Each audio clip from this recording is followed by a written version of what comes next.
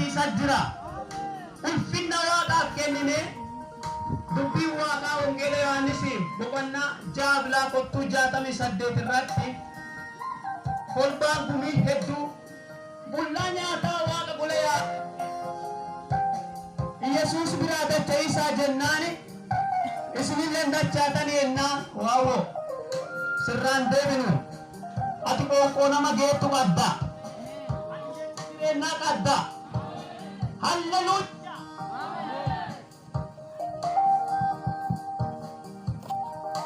Mesuuta jennee sirraan dachaanu Yesuusi kenna ati jireenna biyyi bullaa dhaddee dachaatullee nu qoonqoo jireennaa si bira beenna jedhaa walii Waaqa waaqessina.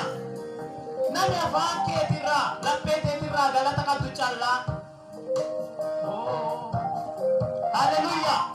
Mee nama qophaa'eera hin waaqeffadha. Biraayyuu hin deemu. Dubbii jireenya nama ututu bira dhaggeera warreen daldalaa keessan na ta'uu isa.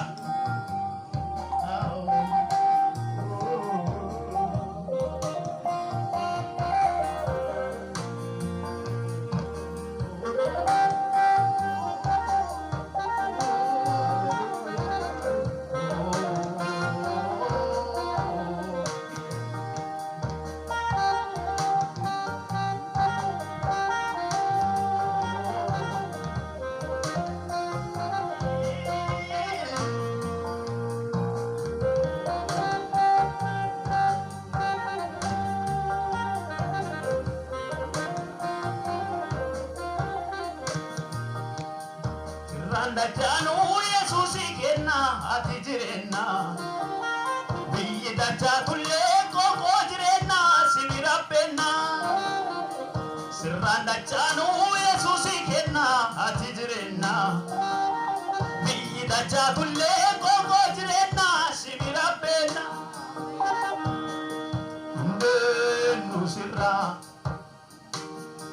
Indeennu sirraa jecha kalee sirraa barannee fadhallee jirraa.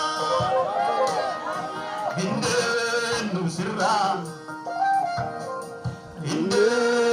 sirraa qoonqoo kalee sirraa barannee fadhallee jirraa.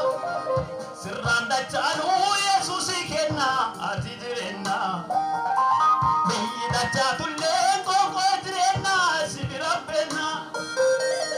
Sirraan dachaanuu Yesuusi kenna ati jireenna biyyi dachaatullee qoonqoo jireenna si bira beenna.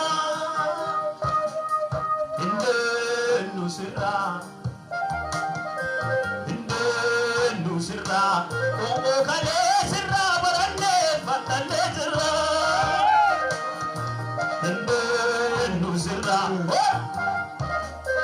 Indeennu sirraa dubbii kalee sirraa barannee fadhallee jirraa. Mee warri dubbii waaqarraa dhageettanii jiraatan jirtan.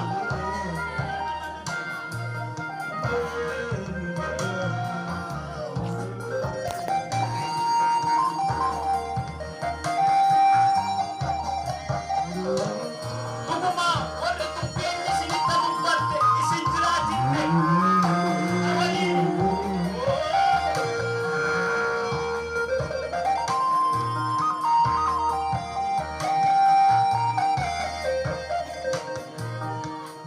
Alalaalataa si bulayyaanu sirraan dachaanu biyyi dachaatullee tanaa jennee si addan baan. Sirraa dhageenyee tanama baachuu dubbii jireenna galgalaaf barii kan ulaallannu ajjifatee. Sirraa dhageenyee tanama baachuu qoonqoo jireenna galgalaa barii kan ulaallannu ajjifatee. Indeennu sirraa mena bimattinoodha. Indeennu sirraa jecha kalee sirraa dhageenyee fadhallee jirraa. Indeennu sirraa kalee sirraa barannee fadhallee jirraa. Gaata keessa baddinnee indeennu sirraa.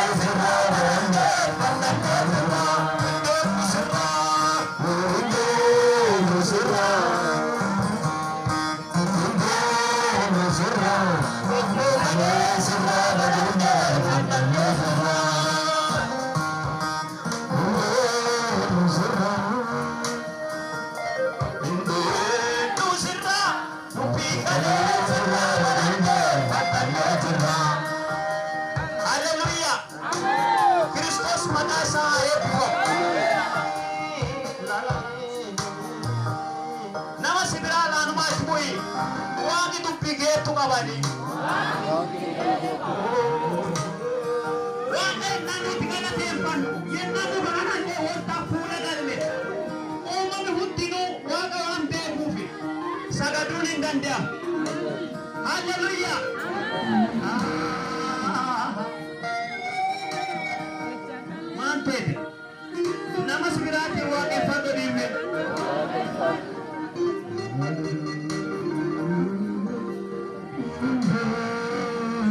Sala